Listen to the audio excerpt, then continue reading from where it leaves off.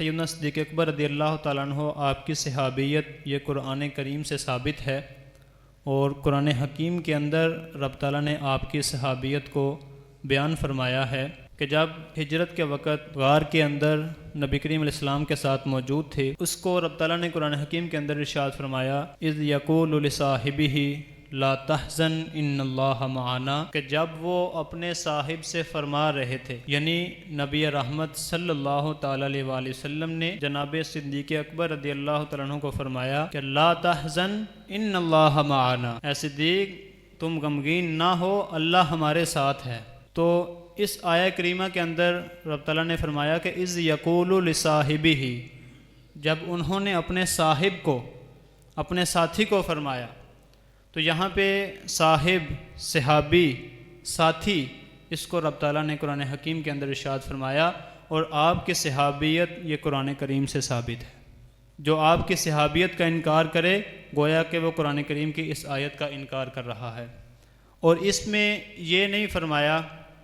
کہ وہ کچھ دیر کے لیے ساتھی ہیں، یہاں پہ مطلقاً فرمایا کہ اپنے ساتھی سے، اذ یقول لصاحبہ، کہ جب وہ اپنے صاحب سے فرما رہے، تو یہاں پہ صاحب صرف غار کے وقت نہیں تھے بلکہ اس سے پہلے بھی تھے اور آئندہ بھی ہیں، جیسا کہ روضہ رسول کے اندر بھی ساتھی ہیں، اور اسی طرح محشر کے میدان میں بھی ہوں گے۔ جیسا کہ اللہ کے رسول صلی اللہ علیہ وسلم نے ارشاد فرمایا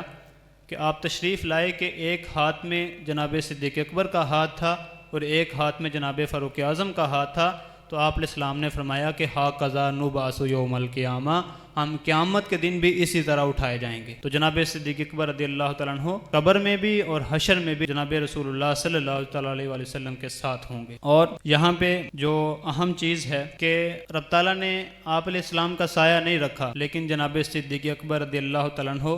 نبی رحمت صلی اللہ علیہ وسلم کے ساتھ سائے کی طرح رہے۔ جب ہجرت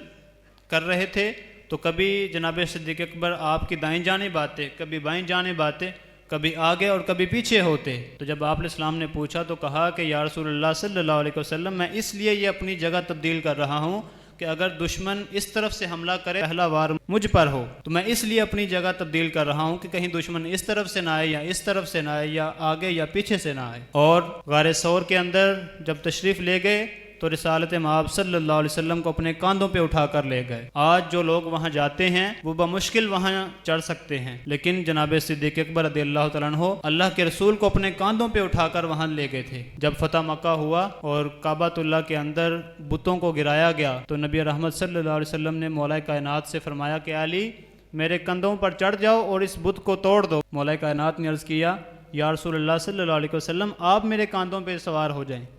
تو فرمایا کہ تم نبوت کا بوجھ نہیں اٹھا سکو گے، لیکن اس طرف دیکھیے کہ جناب صدیق اکبر رضی اللہ تعالیٰ عنہ اللہ کے رسول کو اپنے کاندھوں پہ اٹھا کر پہاڑ کے اوپر چڑھ رہے ہیں اور غار ثور کی طرف لے کر جا رہے ہیں۔ یہ جناب صدیق اکبر رضی اللہ تعالیٰ عنہ کی شان ہے۔ اور دوسرا یہاں پہ فرمایا کہ لا تحزن ان اللہ معنا، اے ابو بکر تو پریشان نہ ہو، غم نہ کر، اللہ ہمارے ساتھ ہے۔